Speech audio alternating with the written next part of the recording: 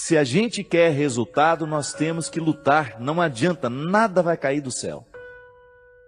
Nada cai do céu. Fé nasce do chão. Acho que a gente inverteu as coisas, né? A nossa oração tinha que ser voltada para o chão o tempo todo. Que é aqui que Deus floresce. Deus é igual semente, floresce no chão. Essa metáfora de que Deus está no céu, isso é bonito. Mas é aqui, ó, é pisando nesse chão que a vida acontece. A força que Deus me dá, a força que Deus lhe dá, é para que a gente consiga plantar o jardim. Ninguém prometeu que nossa vida seria um jardim de flores, mas Deus prometeu a força para a gente plantar.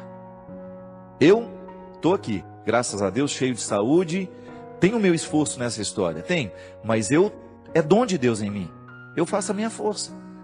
Quer passar no vestibular? Estuda. Não tem essa história, ô padre, reza para mim. Não vou rezar não. Se você não estudar, minha oração não serve para nada neste momento. Se você não estudar, você não adianta ficar sentado, ajoelhado diante do Santíssimo, com o livro na cabeça. Ô Senhor, me ajuda a passar no vestibular. Faça primeiro a sua tarefa, depois você tem o direito de esperar pelo dom. É aquilo que a gente fala, sempre. Nós só temos o direito de esperar pelo impossível, depois que fizermos tudo o que nos foi possível. Agora tem um outro detalhe. Ela está dizendo aqui, padre, tudo é muito difícil. Sei que você esteja prestando atenção demais no que é difícil. Aí tudo fica mais difícil ainda. Gente, a vida sempre será determinada a partir do que a gente presta atenção. Se você tem diante de você um problema, você tem duas possibilidades. Ou você enxerga o problema, ou você já enxerga a solução. Tem gente que só enxerga o problema. Aí dificilmente encontra a solução, porque fixa os olhos no problema e aí não tem olhos para encontrar a solução. E aí depende de como nós interpretamos a vida. Tem gente que adora dificuldade, tem gente que adora problema.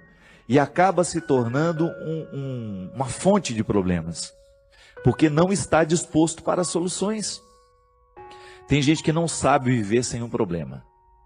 No meu livro que eu vou lançar tem uma personagem interessante, que ela é ficcionada nas doenças, ela adora ter doença. O sonho da vida dela é ter um plano de saúde. A alegria dela é receber um exame em que ela está precária. A alegria dela é contar as doenças, a dor de cabeça que não passa, é a pedra na vesícula. Tem gente que gosta disso, tem gente que presta atenção só no que é ruim. Mas não pode ser assim, minha gente. Esse espírito pessimista só nos faz ver o lado negativo das coisas. Pelo amor de Deus. Você tem que ser um pouco mais otimista. Você precisa prestar atenção um pouco mais nas coisas que são boas. Outro dia eu recebi um e-mail muito interessante. Dizem que tinham duas crianças brincando no gelo e de repente o lugar em que uma delas estava quebrou e ela caiu e ficou presa ali dentro.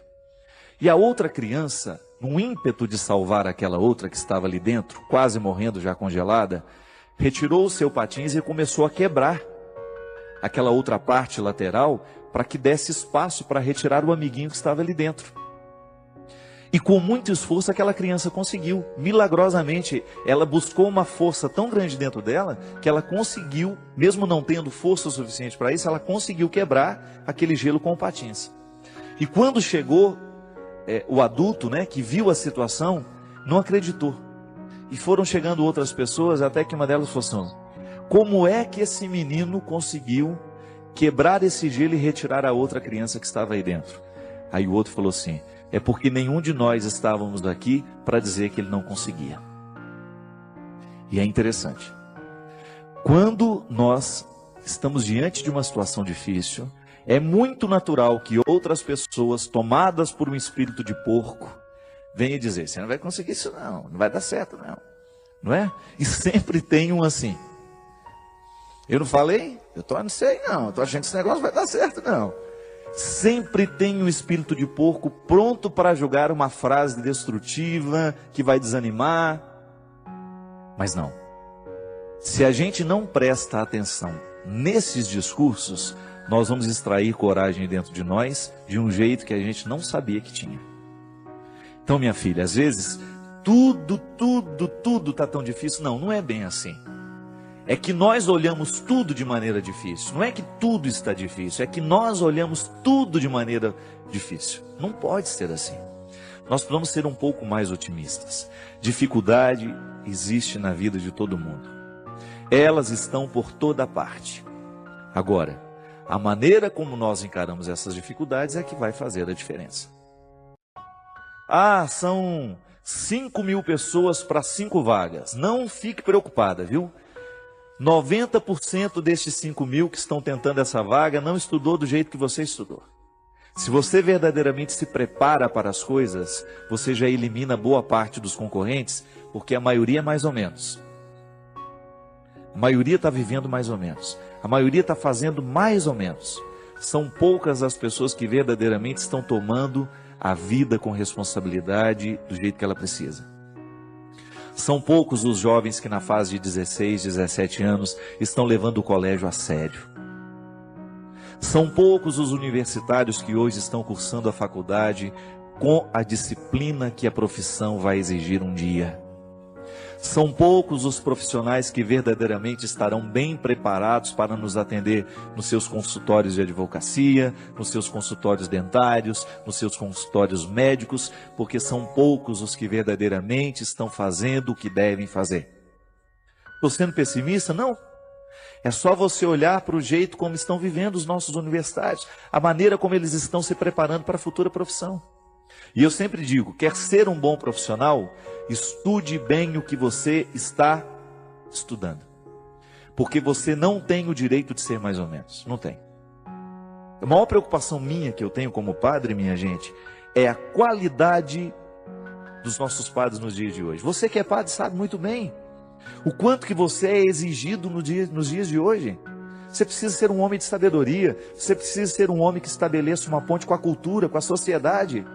Não dá para você evangelizar do mesmo jeito que evangelizavam há 20 anos atrás, não dá. Nós precisamos correr atrás da qualidade. Ninguém está fora disso.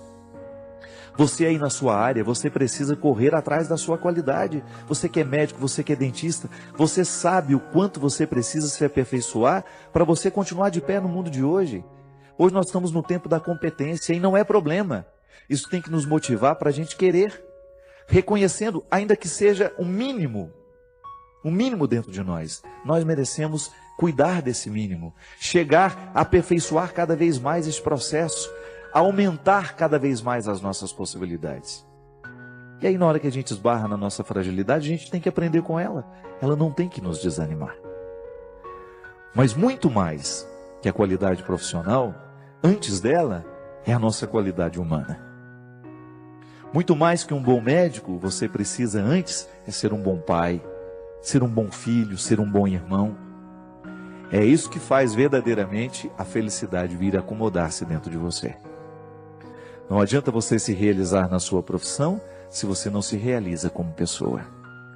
E é disso que hoje nós estamos falando. É desse aperfeiçoamento humano. E na faculdade da vida a gente aprende o tempo todo. Não tem nenhum professor a nos ensinar a ser pai, a nos ensinar a ser irmão, não. É olhando nos olhos de quem a gente ama que a gente vai descobrir a medida certa, o aprendizado de cada dia, para que a gente possa ser um ser humano melhor no mundo de hoje. Chega de gente ruim, chega de gente incompetente como pessoa, chega de assassinos, chega de ladrões, chega de mentirosos. Vamos dar qualidade a esse mundo, a começar por você. Não importa de como você tenha vivido até o dia de hoje. A palavra de Deus para nós é sempre otimista. Deus continua vendo valores em você. Deus continua acreditando que o seu coração pode ser melhor. Deus continua acreditando que aí, nesse coração muitas vezes marcado pelos fracassos, existe uma vitória a que você pode chegar. Basta você não desistir.